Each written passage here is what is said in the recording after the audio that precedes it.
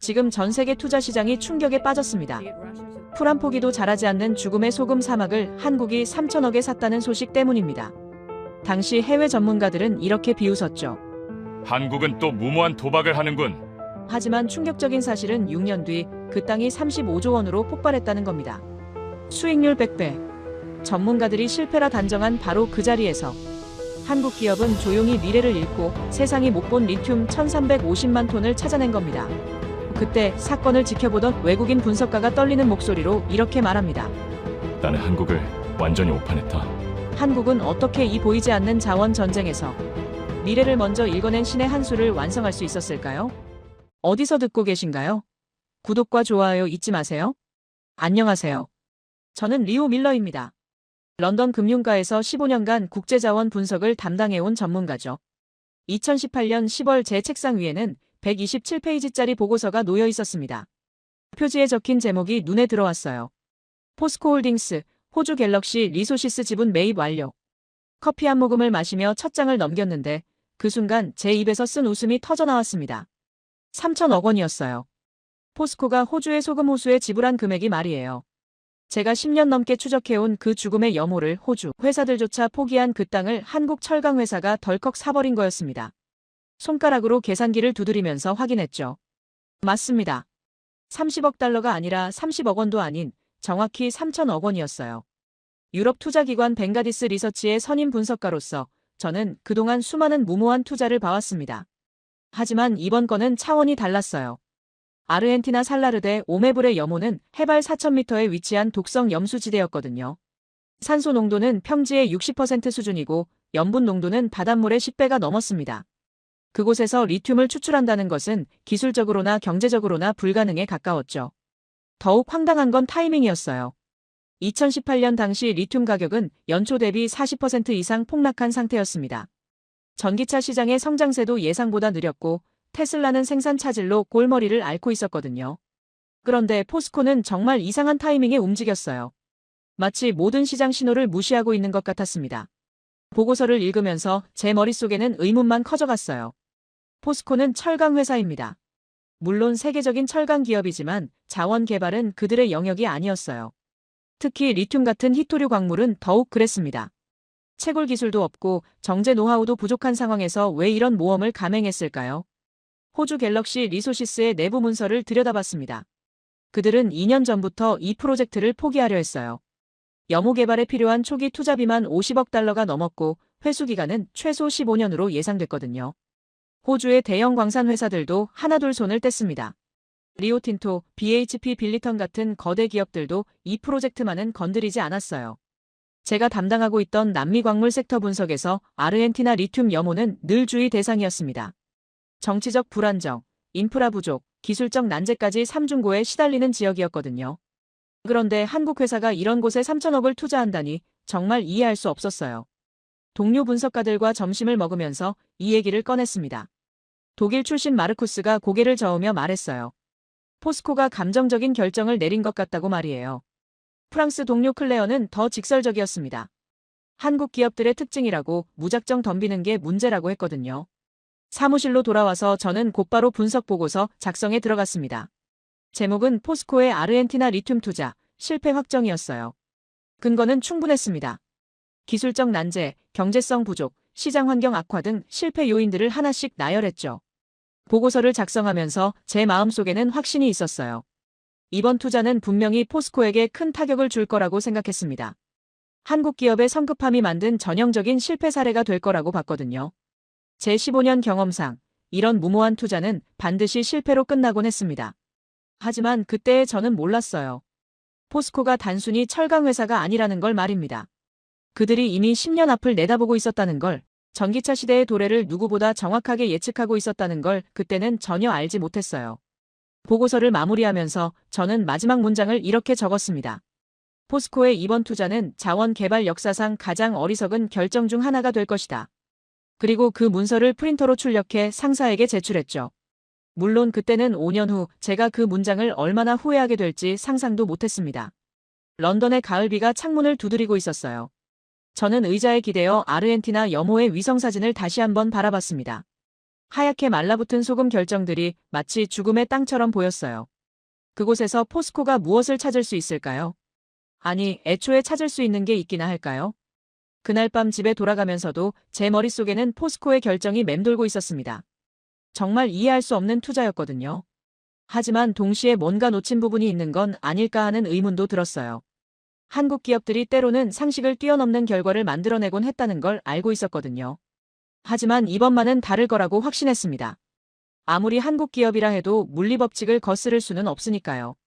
제 보고서가 나간 지 일주일도 안 되어 런던 금융가는 포스코 얘기로 떠들썩해졌어요. 벵가디스 리서치의 분석이 골드만삭스와 JP모건으로 퍼져나갔고 곧이어 전 세계 투자기관들이 한 목소리로 포스코를 조롱하기 시작했습니다. 월스트리트 저널 일면에 실린 기사 제목이 기억나네요. 한국 철강회사의 무모한 도박, 아르헨티나 사막에서 길을 잃다. 로이터는 더 직설적이었어요. 포스코 3천억 원을 사막에 묻어버리다라는 헤드라인으로 전 세계에 타전했거든요. 제가 예상했던 것보다 훨씬 큰 파장이었습니다. 독일 프랑크푸르트에서 열린 국제자원투자 포럼에 참석했을 때의 일이에요. 300여 명의 투자 전문가들이 모인 자리에서 발표자가 포스코 사례를 언급했습니다. 대형 스크린에 아르헨티나 염호의 위성사진이 떴고 강당 안에서는 실소가 터져나왔어요. 발표자가 말했죠. 이것이 바로 감정적 투자의 전형적인 사례라고 말이에요. 그 자리에서 만난 스위스 크레디트 스위스의 마르틴 슈미트가 제게 속삭였어요. 한국 기업들은 항상 이런 식이라고 삼성도 그랬고 LG도 그랬다고 했습니다. 무작정 뛰어들었다가 나중에 손해를 보는 게 한국식 경영이라는 거였어요. 저도 그때는 고개를 끄덕였습니다. 런던으로 돌아온 다음 주 제 이메일 함에는 각국 언론사의 인터뷰 요청이 쏟아졌어요. 파이낸셜 타임스, 블룸버그, 이코노미스트까지 모두 포스코의 아르헨티나 투자에 대한 전문가 의견을 구했습니다. 저는 매체마다 같은 답변을 반복했어요. 기술적으로 불가능하고 경제적으로 비합리적이며 전략적으로 무모하다고 말이죠. 가장 기억에 남는 건 BBC 라디오 인터뷰였어요. 진행자가 물었습니다. 포스코가 정말 리튬을 추출할 수 있을까요? 제 대답은 단호했어요. 해발 4,000m의 염호에서 리튬을 상업적으로 추출하는 것은 현재 기술로는 불가능하다고, 설령 가능하다 해도 비용이 너무 많이 들어 수익성이 없다고 말했습니다. 그런데 더 놀라운 일이 벌어졌어요. 미국 투자기관들까지 가세한 거였습니다. 모건 스탠리의 자원 분석 부서에서 발간한 리포트에는 아예 포스코 케이스 스터디라는 별도 챕터가 있었어요. 실패가 예상되는 투자의 교과서적 사례로 분류한 거였습니다. 거기에는 제 분석 내용이 상당 부분 인용되어 있었어요. 아시아 시장도 마찬가지였습니다. 홍콩의 HSBC에서 펴낸 월간 보고서에는 포스코의 착각이라는 제목의 분석글이 실렸어요. 일본 노무라 증권은 더 가혹했습니다. 한국 기업들의 해외 투자 실패 사례를 모은 특별 리포트에서 포스코를 첫 번째로 다뤘거든요. 제가 정말 충격을 받은 것은 호주 언론의 반응이었어요. 시드니 모닝 헤럴드에 실린 칼럼은 제목부터 자극적이었습니다. 한국인들이 우리가 버린 쓰레기를 가져갔다. 멜버른의 파이낸셜 리뷰는 더 신랄했어요. 호주 기업들도 손대지 않은 프로젝트를 한국 회사가 덥석 물었다며 조롱했습니다. 그 와중에 제게 연락을 해온 사람이 있었어요. 갤럭시 리소시스의 전 CEO였던 안토니오 드라 로사였습니다. 그는 제게 솔직하게 말했어요. 자신들도 그 프로젝트를 계속 추진하고 싶었지만 투자자들의 반대로 포기할 수밖에 없었다고 했습니다. 하지만 한국 회사가 인수한다니 정말 놀랐다고 덧붙였어요. 드라 로사와의 통화에서 흥미로운 사실을 알게 됐습니다. 포스코 측에서 인수 협상을 할 때 굉장히 꼼꼼하게 데이터를 요구했다는 거였어요. 지질조사 자료는 물론이고 염수 성분 분석, 기후 조건, 인프라 구축 가능성까지 세세한 부분을 파고들었다고 했습니다. 단순한 충동적 결정은 아니었던 것 같다는 게 그의 판단이었어요. 하지만 저는 여전히 의구심이 컸습니다. 아무리 데이터를 들여다봤다 해도 물리적 한계는 극복할 수 없거든요. 해발 4,000m의 극한 환경, 독성 염수의 처리 문제, 운송 인프라의 부족 등은 단순히 의지로 해결할 수 있는 문제가 아니었어요. 유럽 투자기관들의 반응은 더욱 냉소적이었습니다. 파리의 소시에테 제네랄에서 일하는 동료가 제게 메시지를 보냈어요. 포스코의 이번 결정이 한국 기업들의 전형적인 패턴이라는 거였습니다. 기술력과 시장 분석은 뛰어나지만 때로는 감정에 휩쓸려 무모한 결정을 내린다는 분석이었어요.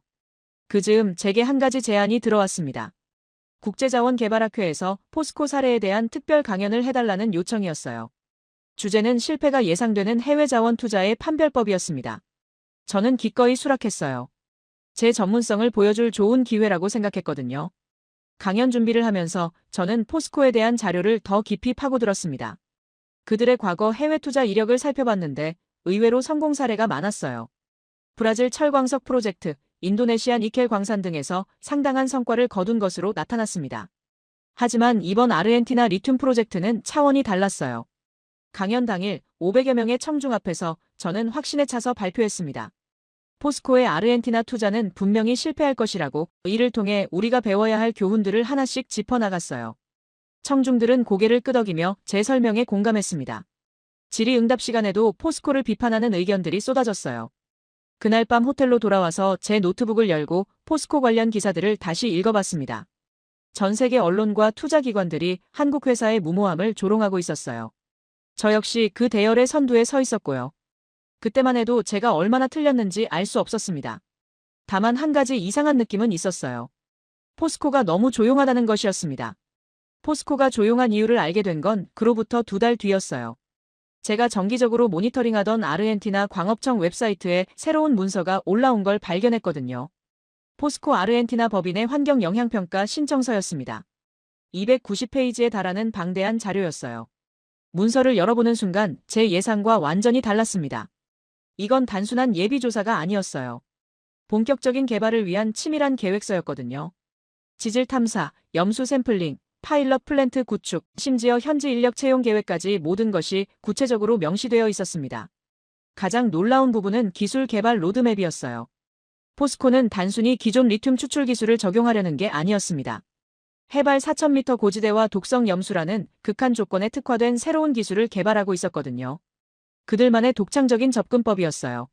제가 특히 주목한 건 포스코의 인력 구성이었습니다. 단순히 한국에서 파견한 엔지니어들만 있는 게 아니었어요. 칠레의 리튬 전문가, 볼리비아의 염호 개발 경험자, 심지어 NASA에서 극지 연구를 했던 과학자까지 영입한 것으로 나타났습니다. 이건 정말 진지한 접근이었어요. 몇 주 뒤 더 구체적인 정보가 들어왔습니다. 포스코가 아르헨티나 현지에 임시 연구소를 설치했다는 소식이었어요. 살타주 정부 관계자가 현지 언론의 한 인터뷰를 통해 알게 됐는데 한국 엔지니어들이 24시간 교대로 염수 분석을 하고 있다고 했습니다. 이상했어요. 전 세계가 조롱하고 있는데도 포스코는 전혀 흔들리지 않고 있었거든요. 오히려 더 속도를 내는 것 같았습니다. 제가 파악한 바로는 이미 1천만 달러 이상을 초기 투자에 쏟아부은 상태였어요. 정말 끝까지 갈 작정인 것 같았습니다. 궁금증을 참을 수 없어서 저는 아르헨티나 현지 취재진에게 연락을 취했어요. 부에노스아이레스의 라나시온 신문사 기자인 카를로스 멘데스가 직접 현장을 취재해준다고 했습니다. 그가 보내온 현장 사진들은 제 예상을 뛰어넘었어요. 염호 한가운데에 설치된 포스코의 임시시설은 마치 화성 탐사기지 같았습니다. 은색 컨테이너 박스 여러 개가 연결되어 있었고 각종 분석 장비들이 빼곡히 들어차 있었어요. 멘데스 기자가 전해준 바로는 한국 엔지니어들이 영하 20도의 새벽부터 영상 40도의 한낮까지 계속 작업하고 있다고 했습니다.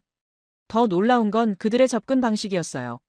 기존 리튬 회사들은 대부분 증발지를 만들어 자연 증발로 리튬을 농축시키는 방법을 썼거든요. 하지만 포스코는 화학적 분리 기술을 적용하고 있었습니다. 염수에서 직접 리튬을 분리해내는 혁신적인 방법이었어요. 그 즈음 제게 흥미로운 연락이 왔습니다. 포스코 본사 IR팀에서 온 이메일이었어요. 런던에서 투자자 간담회를 개최하니 참석해달라는 내용이었습니다. 저는 망설였어요. 조롱하던 회사의 설명회에 가는 게 맞나 싶었거든요. 하지만 호기심이 이겼습니다. 간담회 당일 런던 시티의 한 호텔에서 포스코 관계자들을 만났어요. 예상과 달리 그들은 전혀 위축되어 보이지 않았습니다. 오히려 자신감이 넘쳤어요. 발표를 맡은 김상무는 차분하지만 확신에 찬 목소리로 말했습니다. 포스코는 말로 설득하지 않는다고 데이터로 증명한다고 했어요. 김상무가 보여준 자료는 정말 충격적이었습니다. 아르헨티나 현장에서 채취한 염수 샘플 분석 결과였어요. 리튬 농도가 예상보다 훨씬 높게 나왔다는 거였습니다. 기존 호주 회사의 분석보다 30% 이상 높은 수치였어요. 더 놀라운 건 추출 성공률이었습니다. 포스코가 개발한 새로운 기술로 염수에서 리튬을 분리했는데 성공률이 85%를 넘었다고 했어요. 기존 기술의 성공률이 60% 정도였던 걸 감안하면 정말 혁신적인 수치였습니다.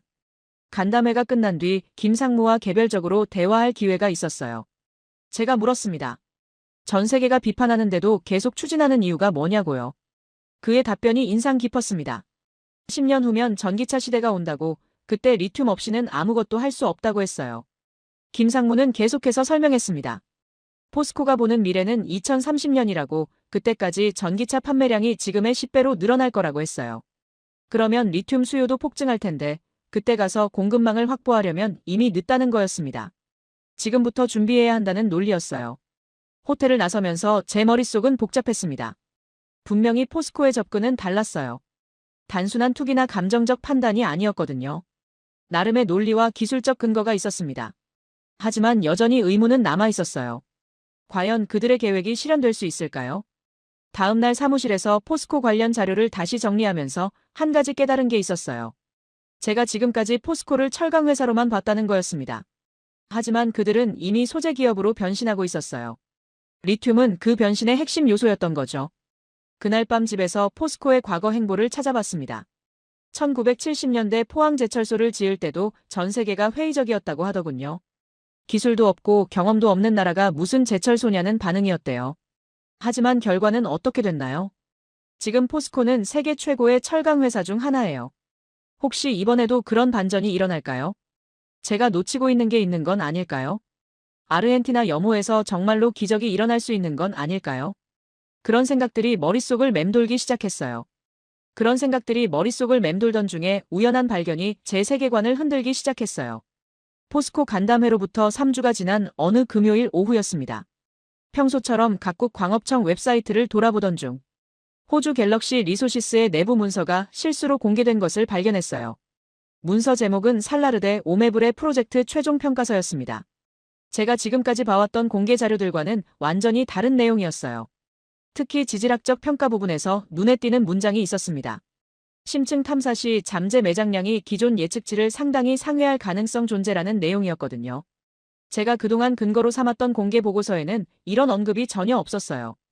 오히려 매장량이 제한적이라고 명시되어 있었죠. 뭔가 이상했습니다. 같은 프로젝트에 대한 평가인데 왜 이렇게 다를까요? 저는 곧바로 갤럭시 리소시스의 과거 보고서들을 다시 뒤져보기 시작했어요. 며칠간 자료를 분석하면서 충격적인 사실을 발견했습니다. 갤럭시 리소시스가 2016년과 2017년에 실시한 예비 탐사에서는 분명히 높은 리튬 농도가 확인됐었어요. 하지만 2018년 투자자들에게 제출한 공식 보고서에는 이런 긍정적 데이터가 대폭 축소되어 있었습니다. 이유를 알아보니 더욱 놀라웠어요. 갤럭시 리소시스는 당시 다른 프로젝트에 집중하느라 아르헨티나 염호 개발을 미루고 싶었다고 하더군요. 그래서 의도적으로 부정적인 평가를 강조한 거였습니다. 투자자들의 관심을 다른 곳으로 돌리려는 전략이었던 거죠. 제 손이 떨리기 시작했어요. 그동안 제가 분석의 근거로 삼았던 데이터가 의도적으로 왜곡된 것이었다면 어떻게 되는 건가요? 제 보고서의 신뢰성은 완전히 무너지는 거였습니다. 더 중요한 건 포스코가 제가 못 본 진실을 알고 있었을 가능성이었어요. 급하게 아르헨티나 지질청의 원본 데이터를 구해보려고 했습니다. 스페인어로 된 수백 페이지의 자료들을 번역 프로그램 돌려가며 읽어봤어요. 그 과정에서 또 다른 충격적인 사실을 발견했습니다. 포스코가 인수하기 전 아르헨티나 정부가 독자적으로 실시한 탐사에서 매우 긍정적인 결과가 나왔다는 거였어요. 특히 염수의 마그네슘 대비 리튬 비율이 예상보다 훨씬 좋게 나왔다고 했습니다. 이 비율이 중요한 이유는 리튬 추출의 경제성을 좌우하기 때문이에요. 마그네슘이 적을수록 리튬을 분리하기 쉽거든요. 아르헨티나 정부 데이터상으로는 이 비율이 상당히 유리했습니다. 제 머릿속이 복잡해지기 시작했어요. 지금까지 제가 확신했던 모든 것들이 흔들리고 있었거든요. 혹시 포스코가 저보다 정확한 정보를 갖고 있었던 건 아닐까요? 그들이 무모한 도박을 한 게 아니라 치밀한 계산에 의한 투자였던 건 아닐까요? 다음 주 화요일, 벵가디스 리서치 원래 회의가 있었어요. 저는 그 자리에서 처음으로 제 기존 분석에 대해 의문을 제기했습니다. 포스코의 아르헨티나 투자에 대해 재평가가 필요할 것 같다고 말했어요. 동료들은 깜짝 놀라더군요.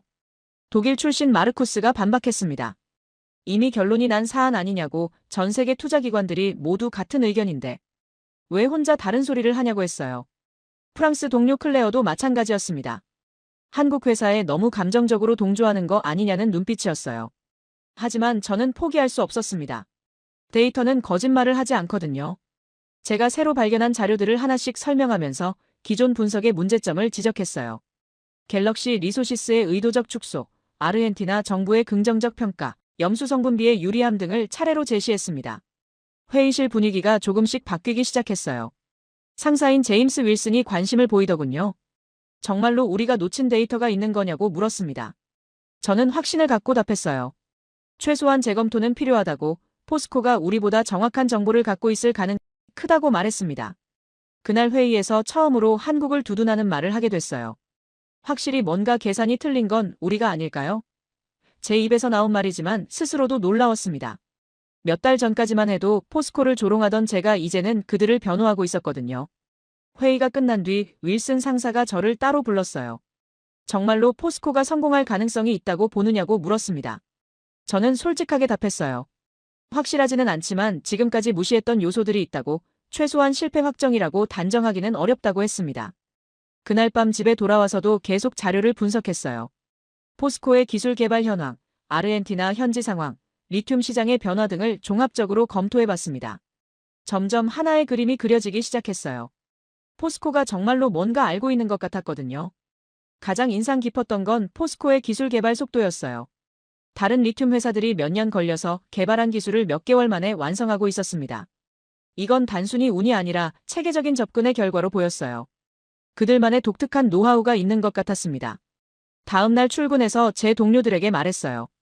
포스코에 대한 추가 분석이 필요하다고, 섣불리 실패라고 단정하면 안 될 것 같다고 했습니다. 몇몇은 여전히 회의적이었지만 일부는 제 의견에 공감하더군요. 특히 젊은 분석가들은 새로운 관점에 열려 있었어요. 그 주 내내 저는 포스코 관련 모든 자료를 다시 검토했습니다. 기존 분석의 허점들이 하나씩 드러나기 시작했어요. 제가 놓친 부분들, 잘못 해석한 데이터들, 편견에 의한 판단들이 너무 많았습니다. 15년간의 분석가 경력에서 이렇게 당황한 적은 처음이었어요. 무엇보다 충격적이었던 건 제 자신에 대한 깨달음이었습니다. 저 역시 다른 서구 분석가들처럼 아시아 기업에 대한 편견을 갖고 있었던 거예요. 한국 회사라는 이유만으로 무의식적으로 과소평가하고 있었던 겁니다. 이건 정말 부끄러운 일이었어요. 제가 포스코에 대한 재평가를 하느라 머리가 복잡했던 그 시점에 정말 예상치 못한 일이 터졌어요. 2019년 3월 14일 오전, 런던 시간으로 아침 8시였습니다. 평소처럼 비에로오미터버그 터미널을 켜고 아시아 시장 소식을 확인하던 중 눈을 의심할 만한 헤드라인이 떴거든요. 포스코 아르헨티나 리튬 매장량 1350만 톤 확인. 처음엔 오타인 줄 알았어요. 1350만 톤이라니 기존 예측치의 6배가 넘는 숫자였거든요. 갤럭시 리소시스가 추정했던 매장량이 200만 톤 정도였는데 갑자기 1350만 톤이라니요. 제 손이 자동으로 계산기를 찾고 있었습니다. 급하게 포스코 공식 보도자료를 찾아봤어요. 한국어로 된 원문을 번역 프로그램에 돌리면서 한 줄 한 줄 확인했습니다. 틀린 게 아니었어요. 정말로 1350만 톤이었습니다. 게다가 이건 추정치가 아니라 18개월간의 정밀 탐사를 통해 확인된 수치라고 했어요. 가슴이 두근거리기 시작했어요. 만약 이 숫자가 정확하다면 제가 지금까지 써온 모든 분석 보고서는 완전히 틀린 거였습니다. 아니, 틀린 정도가 아니라 정반대였어요. 포스코는 실패가 확정된 투자를 한 게 아니라 세기의 대박을 터뜨린 거였거든요. 보도자료에는 더 충격적인 내용들이 있었어요. 포스코가 개발한 새로운 추출 기술로 염수에서 리튬을 분리하는 성공률이 92%에 달한다는 것이었습니다. 기존 업계 평균인 60%를 훨씬 뛰어넘는 수치였어요. 더군다나 추출 시간도 기존 12개월에서 8개월로 단축했다고 했습니다. 제 전화기가 미친 듯이 울리기 시작했어요. 블룸버그, 로이터, 파이낸셜 타임스에서 연달아 코멘트를 요청했습니다. 하지만 저는 뭐라고 답해야 할지 몰랐어요. 지금까지 포스코 실패를 확신하며 수십 번의 인터뷰를 했던 제가 갑자기 입장을 바꿀 수도 없었거든요. 사무실로 급하게 출근하니 이미 난리가 나 있었어요. 동료들이 모니터를 둘러싸고 실시간으로 쏟아지는 뉴스를 확인하고 있었습니다. 아시아 증시에서는 리튬 관련 종목들이 일제히 급등하고 있었어요. 호주 리튬 회사들의 주가도 덩달아 뛰고 있었습니다. 독일 동료 마르쿠스가 저를 보더니 당황한 표정으로 물었어요. 이게 정말 가능한 일이냐고, 매장량이 갑자기 6배로 늘어날 수 있는 거냐고 했습니다. 솔직히 저도 확신할 수 없었어요. 지질학적으로는 충분히 가능한 일이지만 그 규모가 너무 컸거든요. 프랑스 동료 클레어는 더 직설적이었어요. 포스코가 허위 발표를 하는 거 아니냐고, 한국 기업들이 가끔 과장된 발표를 하지 않느냐고 의심했습니다. 하지만 저는 그럴 가능성이 낮다고 봤어요. 상장회사가 이런 중대한 사안에 대해 허위 발표를 할 리는 없었거든요. 오전 10시쯤 윌슨 상사가 긴급회의를 소집했어요. 회의실에 모인 15명의 분석가들 모두 당황한 기색이 역력했습니다. 윌슨이 말했어요. 벵가디스 리서치의 신뢰성이 위기에 처했다고. 포스코에 대한 우리의 분석이 완전히 틀렸다면 고객들에게 어떻게 해명할 거냐고 했어요. 저는 그 자리에서 용기를 내어 말했습니다. 제가 최근에 발견한 데이터 왜곡 문제들을 설명하면서 이번 발표가 완전히 의외는 아니라고 했어요. 물론 규모는 예상을 뛰어넘었지만 포스코가 뭔가 알고 있었다는 징후들은 있었다고 덧붙였습니다. 하지만 동료들의 반응은 차가웠어요. 지금 와서 그런 소리를 하면 뭐 하느냐는 분위기였습니다. 이미 포스코 실패를 확신하며 고객들에게 보고서를 제출한 마당에 갑자기 입장을 바꿀 수는 없다는 거였어요. 저도 그 딜레마를 충분히 이해했습니다. 점심시간에 혼자 카페에 앉아서 생각해봤어요. 이번 발표의 의미가 정말 엄청났습니다. 1350만 톤의 리튬 매장량이라면 현재 리튬 가격으로 계산해도 수십조 원의 가치였어요. 포스코가 3천억 원에 산 땅이 갑자기 수십조 원의 보물창고로 변한 거였습니다. 더 놀라운 건 포스코의 전략적 안목이었어요. 다른 모든 사람들이 실패라고 단정했을 때 그들만 성공 가능성을 봤던 거죠. 18개월 동안 묵묵히 탐사를 계속하면서 이런 결과를 만들어낸 것이었습니다. 이건 운이 아니라 정확한 판단력의 결과였어요. 오후에 아르헨티나 현지에서 추가 소식이 들어왔어요. 포스코의 현지 법인이 기자회견을 열어 상세한 탐사 결과를 공개한다는 것이었습니다. 지질학자 3명, 화학 엔지니어 5명이 참석해서 기술적인 설명을 한다고 했어요. 이건 정말 진짜 발표라는 뜻이었습니다. 기자회견 생중계를 시청하면서 저는 완전히 압도당했어요. 포스코 지질팀장이 보여준 데이터는 정말 치밀했습니다. 염호 전체를 500m 간격으로 나누어 1200개 지점에서 샘플을 채취했고 각 지점마다 평균 5번의 시추를 했다고 했어요. 총 6000번의 시추 결과를 종합한 것이 1350만 톤이라는 수치였습니다. 더욱 놀라운 건 추출 기술의 혁신이었어요. 포스코가 개발한 새로운 분리막 기술로 독성 염수에서도 효율적으로 리튬을 분리할 수 있게 됐다는 것이었습니다. 기존 증발 방식이 아닌 화학적 분리 방식으로 리튬 순도 99.9%를 달성했다고 했어요. 기자회견이 끝나고 나서 저는 동료들을 보면서 말했습니다. 이건 산업을 통째로 바꾸는 숫자다. 정말 그랬어요. 전 세계 리튬 매장량이 순식간에 30% 이상 증가한 것이었거든요. 게다가 포스코가 독점적으로 개발권을 갖고 있으니 리튬 시장의 판도가 완전히 바뀔 수밖에 없었습니다. 그날 저녁 집에 돌아와서도 충격에서 벗어날 수 없었어요. 제가 15년간 쌓아온 분석 능력에 대한 자신감이 완전히 무너진 기분이었습니다. 어떻게 이렇게 큰 걸 놓칠 수 있었을까요? 포스코가 뭔가 특별한 정보를 갖고 있다는 징후들은 분명히 있었는데 말이에요. 무엇보다 부끄러웠던 건 제 편견이었어요. 한국 기업이라는 이유만으로 무의식적으로 과소평가했던 제 자신이 너무 한심했습니다. 포스코는 단순한 철강 회사가 아니었어요. 세계 최고 수준의 소재 기술을 보유한 글로벌 기업이었는데 제가 그걸 제대로 보지 못했던 거예요. 그날 밤 잠들기 전까지 계속 생각했어요. 이제 어떻게 해야 할까요? 지금까지의 잘못된 분석을 인정하고 새로운 평가를 시작해야 하는 걸까요? 아니면 계속 기존 입장을 고수해야 하는 걸까요? 하지만 진실은 하나였습니다. 포스코가 정말로 기적을 만들어낸 것이었어요.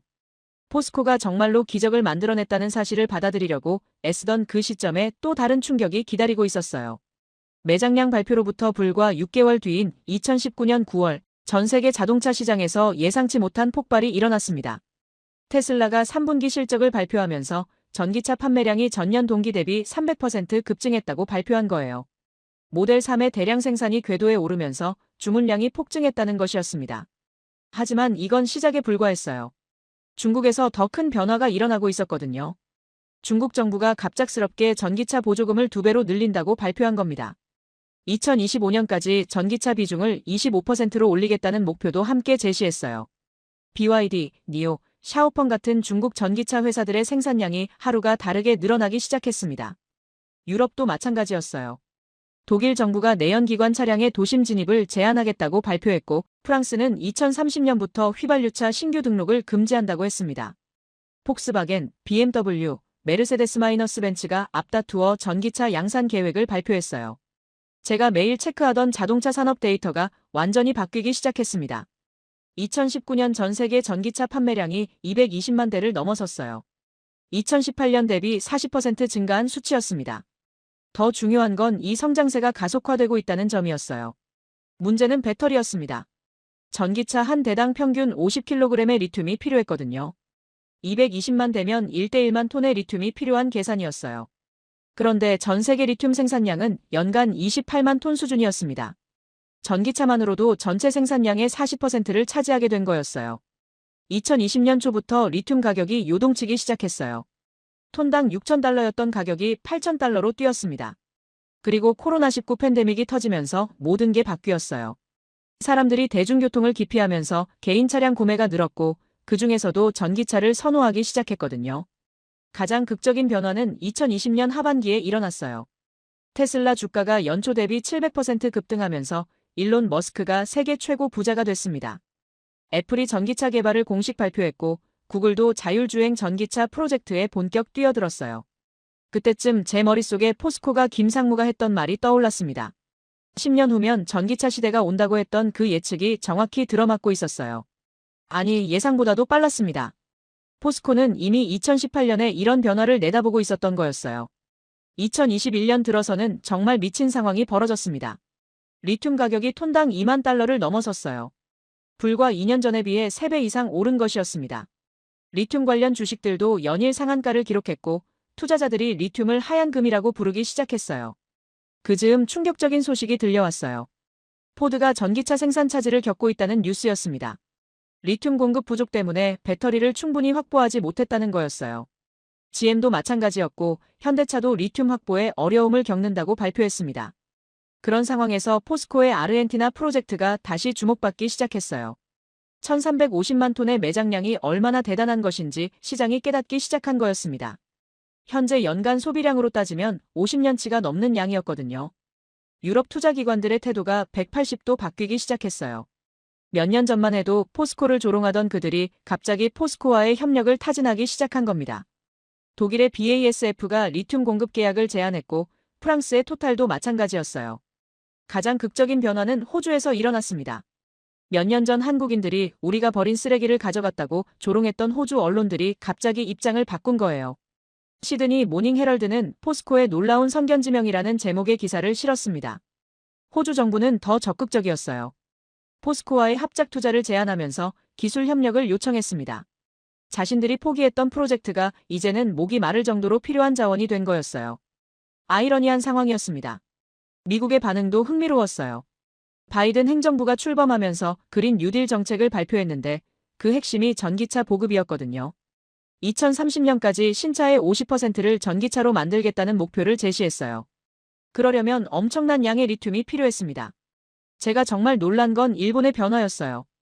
도요타가 그동안 하이브리드 위주였는데 갑자기 전기차 전환을 선언한 겁니다. 2025년까지 15개 전기차 모델을 출시하겠다고 발표했어요. 일본 정부도 2035년까지 내연기관 차량 판매를 금지한다고 했습니다. 그런 변화들을 지켜보면서 제 마음은 복잡했어요. 포스코가 2018년에 내다본 미래가 정확히 현실이 되고 있었거든요. 전기차 시대의 도래, 리튬 수요 폭증, 공급 부족 사태까지 모든 게 그들의 예측대로였습니다. 2021년 말쯤 더욱 놀라운 소식이 들려왔어요. 테슬라가 포스코와 리튬 공급 계약을 체결했다는 것이었습니다. 5년간 연간 20만 톤을 공급받기로 했다고 하더군요. 계약 금액만 100억 달러가 넘었어요. 포스코가 글로벌 리트 시장의 핵심 플레이어로 부상한 순간이었습니다. 그때 동료 마르쿠스가 저에게 말했어요. 몇 년 전 비웃던 땅이 지금은 금보다 비싸졌다고 했습니다. 정말 그랬어요. 포스코가 3천억 원에 산 그 염호가 이제는 세계에서 가장 중요한 리튬 광산이 된 거였습니다. 런던 금융가의 분위기도 완전히 바뀌었어요. 이제는 누구도 포스코를 무모하다고 하지 않았습니다. 오히려 그들의 전략적 안목을 찬양하는 분위기였어요. 어떻게 그런 미래를 내다볼 수 있었을까라는 감탄이 쏟아졌습니다. 제가 가장 부끄러웠던 순간은 BBC 인터뷰 요청이 왔을 때였어요. 몇 년 전 포스코가 불가능하다고 단언했던 그 프로그램에서 다시 한번 의견을 구한 거였습니다. 저는 정중히 거절했어요. 제 과거 발언들을 다시 듣기가 너무 부끄러웠거든요. 제가 과거 발언들이 부끄러워서 BBC 인터뷰도 피하고 있던 그 시점에 정말 상상도 못한 일이 벌어졌어요. 2022년 2월 15일, 포스코가 공식적으로 아르헨티나 리튬 자산에 대한 독립평가 결과를 발표한 겁니다. 그날 아침 제 휴대폰 화면에 뜬 푸시 알림을 보고 커피를 쏟을 뻔했어요. 포스코 아르헨티나 리튬 자산 가치 40조 원 확정. 40조 원이라니요. 2018년에 3천억 원을 주고 산 땅이 4년 만에 40조 원이 됐다는 거였어요. 계산기를 두드려 보니 정확히 112배 상승이었습니다. 급하게 포스코 공식 발표문을 확인했어요. 런던의 우드 맥켄지와 뉴욕의 S&P 글로벌 플래츠가 공동으로 실시한 독립평가 결과였습니다. 현재 리튬 시세와 매장량, 추출 기술, 인프라 구축 현황 등을 종합적으로 고려한 결과가 40조 원이라는 것이었어요. 믿기지 않아서 우드 맥켄지 런던 사무소에 직접 전화를 걸었습니다. 제가 오랜 기간 거래해온 수석 애널리스트 존 톰슨과 통화했어요. 그는 확신에 차서 말했습니다. 포스코의 아르헨티나 프로젝트는 현재 전 세계에서 가장 경제성이 높은 리튬 광산이라고 했어요. 톰슨이 설명해준 내용은 정말 놀라웠어요. 포스코가 개발한 새로운 추출 기술 덕분에 생산 비용이 톤당 3,000달러 수준까지 내려갔다는 것이었습니다. 업계 평균인 8,000달러보다 훨씬 낮았어요. 게다가 매장량 1,350만 톤을 모두 개발하면 향후 30년간 연간 45만 톤씩 생산할 수 있다고 했습니다. 더욱 충격적인 건 시장 지배력이었어요. 포스코가 본격 생산에 들어가면 전 세계 리튬 공급량의 25%를 혼자서 담당하게 된다는 것이었습니다. 사실상 글로벌 리튬 시장을 좌우할 수 있는 위치에 오른 거였어요. S&P 글로벌 플래츠의 보고서도 마찬가지였습니다. 포스코의 기술력과 매장량, 그리고 시장 위치를 종합평가한 결과 40조 원이라는 가치평가가 매우 보수적이라고 평가했어요. 리튬 수요가 계속 증가한다면 50조 원도 가능하다는 전망까지 제시했습니다. 런던 금융가는 그날 하루 종일 난리였어요. 포스코 얘기 아닌 다른 대화는 거의 불가능했습니다. 골드만삭스에서 긴급 리포트를 발간했고 JP모건도 포스코에 대한 투자 의견을 매수해서 적극 매수로 상향 조정했어요. 가장 극적이었던 건 호주 언론의 반응이었어요. 시드니 모닝 헤럴드 일면에 실린 제목이 기억나네요. 호주가 놓친 40조 원의 기회. 기사 내용은 더욱 뼈아팠습니다. 호주 기업들이 포기한 프로젝트를 한국 회사가 가져가서 이런 성과를 거뒀다는 자책이 담겨 있었어요. 멜버른 파이낸셜 리뷰는 더 직설적이었어요. 우리는 보물을 쓰레기로 여겼다라는 칼럼에서 호주 기업들의 근시안적 판단을 신랄하게 비판했습니다. 갤럭시 리소시스가 왜 그 프로젝트를 포기했는지에 대한 검증 기사도 연이어 나왔어요. 미국 월스트리트의 반응도 폭발적이었습니다. 뉴욕타임스가 일면에 포스코 관련 특집 기사를 실었어요. 한국 철강 회사가 리튬 제왕이 되기까지라는 제목으로 포스코의 전략적 안목을 조명했습니다. 워싱턴 포스트도 마찬가지였고요. 그날 오후 벵가디스 리서치에 긴급 상황이 벌어졌어요. 주요 고객들로부터 항해 전화가 빗발쳤습니다. 왜 포스코에 대한 잘못된 분석을 제공했느냐는 것이었어요. 특히 포스코를 매도 의견으로 평가받았던 고객들의 분노가 컸습니다. 윌슨 상사가 긴급 임원회의를 소집했어요. 회사 창립 이래 가장 큰 위기라고 했습니다. 고객들의 신뢰를 회복하지 못하면 회사 존립 자체가 위험하다는 진단이었어요. 저를 포함한 아시아팀 전체가 책임 추궁을 받았습니다. 하지만 제가 가장 충격받은 건 따로 있었어요. 그날 저녁 포스코가 서울에서 개최한 글로벌 기자회견을 실시간으로 시청하면서였습니다. 최정우 회장이 직접 나와서 발표하는데 그 내용이 정말 압도적이었어요. 최 회장은 차분하지만 확신에 찬 목소리로 말했습니다. 우리는 말로 설득하지 않습니다. 데이터로 증명합니다. 그리고 지난 4년간의 모든 데이터를 공개했어요. 18개월간의 정밀 탐사, 24개월간의 기술 개발, 12개월간의 상업성 검증까지 모든 과정이 치밀하게 계획된 것이었습니다. 가장 인상 깊었던 부분은 포스코의 장기 전략에 대한 설명이었어요. 그들은 2030년까지 전기차 배터리 소재 분야에서 세계 1위가 되겠다는 목표를 제시했습니다. 아르헨티나 리튬은 그 전략의 핵심이었던 거예요. 더 놀라운 건 이미 확보한 고객사들이었어요. 테슬라뿐만 아니라 BMW, 폭스바겐, 현대차, LG에너지솔루션까지 세계 주요 업체들과 모두 공급 계약을 체결한 상태였습니다. 향후 10년간의 매출이 이미 확정된 것이었어요. 기자회견 중 한 외신 기자가 질문했어요. 왜 다른 기업들이 보지 못한 가능성을 포스코만 볼 수 있었느냐고 말이에요. 최 회장의 답변이 인상 깊었습니다. 포스코는 50년 전부터 불가능을 가능으로 바꿔온 회사라고, 포항제철소를 지을 때도 전 세계가 불가능하다고 했지만 해냈다고 했어요. 그 순간 저는 깨달았어요. 포스코를 단순한 철강 회사로 본 제 자신이 얼마나 무지했는지를 말이에요. 그들은 이미 50년 전부터 글로벌 소재 기업이었던 거예요. 철강 기술을 기반으로 한 소재 기술력이 이번 리튬 프로젝트 성공의 핵심이었습니다. 기자회견이 끝나고 나서 전 세계 증시가 요동쳤어요. 한국 코스피는 포스코홀딩스를 필두로 연일 상승세를 기록했습니다. 리튬 관련 주식들도 덩달아 급등했고 전기차 관련 종목들까지 동반 상승했어요. 그날 밤 집에 돌아와서 계산기를 두드려 봤어요. 2018년 3천억 원에서 2022년 40조 원이면 연평균 300% 이상의 수익률이었습니다. 인류 투자 역사상 이런 성과를 거둔 사례가 몇 개나 될까요? 그것도 단순한 투기가 아니라 치밀한 전략과 기술력으로 이뤄낸 성과였어요. 무엇보다 부끄러웠던 건 제 자신이었습니다. 4년 전 제가 썼던 보고서 제목이 떠올랐어요. 포스코의 아르헨티나 리튬 투자, 실패 확정. 그리고 마지막 문장. 포스코의 이번 투자는 자원 개발 역사상 가장 어리석은 결정 중 하나가 될 것이다. 이제는 정반대의 문장을 써야 할 상황이 된 거였어요. 포스코의 이번 투자는 자원 개발 역사상 가장 뛰어난 결정 중 하나가 됐으니까요. 15년간의 분석과 경력이 하루 만에 무너진 기분이었습니다. 15년간의 분석과 경력이 하루 만에 무너진 기분 속에서 저는 결단을 내렸어요.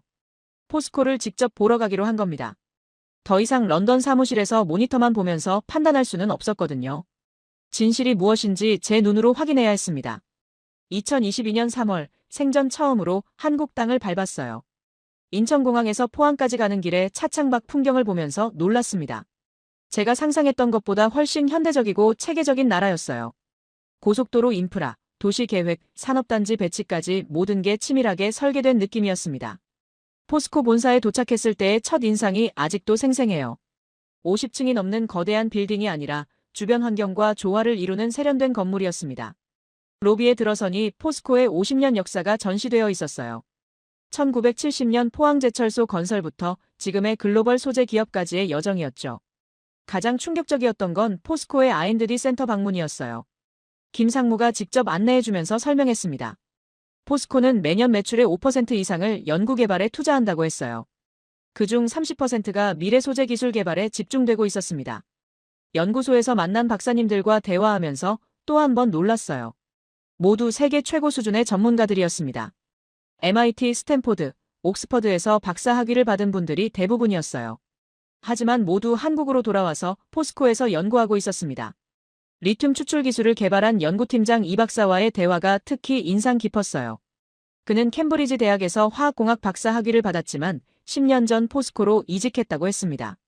이유를 묻자 간단하게 답하더군요. 포스코에서는 불가능을 가능으로 만드는 연구를 할 수 있다고 말이에요. 실제로 그들이 개발한 리튬 추출 기술을 보면서 감탄했습니다. 기존의 증발 방식이 아닌 선택적 분리막을 이용한 화학적 추출 방식이었어요. 염수에서 리튬만 골라서 뽑아내는 기술이었는데 이론적으로는 가능하지만 상용화는 불가능하다고 여겨졌던 것이었습니다. 이 박사가 설명해준 과정이 정말 흥미로웠어요. 2018년 아르헨티나 프로젝트를 시작하면서 기존 기술로는 안 된다는 걸 알았다고 했습니다. 해발 4,000m의 극한 환경에서는 전혀 다른 접근이 필요했거든요. 그래서 3년간 밤낮 없이 새로운 기술을 개발한 거였어요. 포항제철소 현장 견학도 잊을 수 없는 경험이었어요. 1970년에 지어진 제철소라고 해서 낡은 시설을 상상했는데 완전히 달랐습니다. 최신 IT 기술로 모든 공정이 자동화되어 있었고 AI를 활용한 품질 관리 시스템까지 갖춰져 있었어요. 현장 엔지니어가 자랑스럽게 설명해 주더군요. 포스코의 제철 기술은 현재 세계 최고 수준이라고 다른 나라 철강 회사들이 포스코 기술을 배우러 온다고 했습니다. 50년 전 기술을 배우러 갔던 나라가 이제는 기술을 가르치는 나라가 된 거였어요. 가장 인상 깊었던 순간은 포스코 역사관에서였습니다. 1970년 박정희 대통령이 우리도 철을 만들 수 있다고 선언했을 때 전 세계가 비웃었다는 이야기를 들었어요. 기술도 없고 자본도 부족한 나라가 무슨 제철소냐는 반응이었다고 하더군요. 하지만 포스코는 해냈습니다. 일본에서 기술을 도입하고 세계은행에서 자금을 조달하고 전 국민이 힘을 합쳐서 불가능을 가능으로 만들어낸 거였어요. 그 정신이 지금의 아르헨티나 리튬 프로젝트로 이어진 것이었습니다. 한국에서의 일주일은 제 세계관을 완전히 바꿔놓았어요. 한국은 제가 생각했던 것과 완전히 다른 나라였습니다.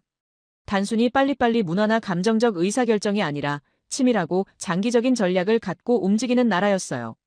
런던으로 돌아와서 저는 완전히 달라진 사람이 됐습니다. 벵가디스 리서치에서 새로운 보고서 작성을 요청받았을 때 저는 제안했어요. 한국 기업들에 대한 종합적인 재평가가 필요하다고, 우리가 지금까지 놓쳐온 것들이 너무 많다고 말했습니다. 그해 가을 런던 금융연구소에서 특별 강연 요청이 들어왔어요. 주제는 포스코 케이스로 본 아시아 기업의 새로운 패러다임이었습니다. 몇 년 전 포스코 실패를 확신했던 제가 이제는 정반대 강연을 하게 된 거였어요. 강연장에는 200여 명의 투자 전문가들이 모여 있었습니다. 그 중에는 몇 년 전 저와 함께 포스코를 조롱했던 분들도 있었어요. 저는 솔직하게 시작했습니다. 제가 얼마나 큰 실수를 했는지부터 말이에요. 신사숙녀 여러분, 저는 포스코를 완전히 잘못 판단했습니다. 강연장이 조용해졌어요. 4년 전 저는 포스코의 아르헨티나 투자가 실패할 것이라고 확신했습니다. 하지만 결과는 정반대였어요. 제가 무엇을 놓쳤는지 말씀드리고 싶습니다. 그날 강연에서 저는 한국 기업들의 특징을 새롭게 분석해 제시했어요. 장기적 안목, 기술 혁신에 대한 집념, 불가능을 가능으로 만드는 실행력이 한국 기업들의 핵심 경쟁력이라고 말했습니다. 포스코는 그 대표적인 사례였어요. 청중들의 반응이 뜨거웠습니다. 질의응답 시간에 한 투자자가 물었어요. 그렇다면 앞으로 한국 기업들을 어떻게 봐야 하느냐고요. 제 답변은 확신에 찼습니다. 더 이상 과소평가해서는 안 된다고, 오히려 미래를 먼저 보는 능력에 주목해야 한다고 했어요. 강연이 끝나고 나서 많은 분들이 다가와서 말했어요. 자신들도 한국 기업들을 다시 보게 됐다고, 특히 기술력과 전략적 사고에 놀랐다고 했습니다. 몇몇은 한국 투자 비중을 늘려야겠다고 하더군요. 그날 밤 집에 돌아와서 저는 오랜만에 편안한 마음이 들었어요. 드디어 진실을 말할 수 있게 됐다는 안도감이었습니다. 4년 동안 저를 괴롭혔던 죄책감에서 벗어날 수 있을 것 같았거든요. 며칠 뒤 제게 또 다른 기회가 왔습니다. 케임브리지 대학에서 MBA 학생들을 위한 특별 강의를 요청한 거예요. 주제는 글로벌 투자 분석에서의 편견 극복이었습니다. 저는 기꺼이 수락했어요. 50명의 MBA 학생들 앞에서 저는 제 경험을 솔직하게 나눴습니다. 어떻게 편견 때문에 잘못된 판단을 내렸는지, 그리고 그로부터 무엇을 배웠는지를 말했어요. 학생들의 눈빛이 진지했습니다. 한 학생이 질문했어요. 앞으로는 어떤 기준으로 투자 분석을 할 계획이냐고요. 저는 망설임 없이 답했습니다. 데이터와 사실에만 의존하겠습니다. 그리고 절대로 선입견을 갖지 않겠어요. 강의 마지막에 저는 학생들에게 당부했습니다. 여러분이 미래의 투자 전문가가 됐을 때 제가 했던 실수를 반복하지 말라고, 특히 아시아 기업들을 과소평가하지 말라고 했어요. 그들은 우리가 상상하는 것보다 훨씬 앞서 나가고 있다고 말했습니다. 지금까지도 저는 그때의 교훈을 잊지 않고 있어요. 겸손한 분석가가 되겠다는 다짐과 함께 한국 같은 나라들로부터 배우는 자세를 계속 유지하고 있습니다. 포스코는 제게 평생 잊을 수 없는 교훈을 줬거든요. 지금도 가끔 2018년으로 돌아가곤 해요. 그때 제가 좀 더 열린 마음으로 포스코를 봤다면 어땠을까 하고 말이에요. 하지만 후회보다는 감사한 마음이 더 커요. 덕분에 제가 얼마나 무지했는지 깨달을 수 있었거든요. 나는 한국을 오판했습니다. 그들은 기적을 맞은 게 아니라 기적을 준비해온 것이었어요. 50년 전 포항제철소에서 시작된 그 정신이 지금도 계속되고 있는 거였습니다. 불가능을 가능으로 만드는 것, 그것이 한국식 혁신의 핵심이었어요.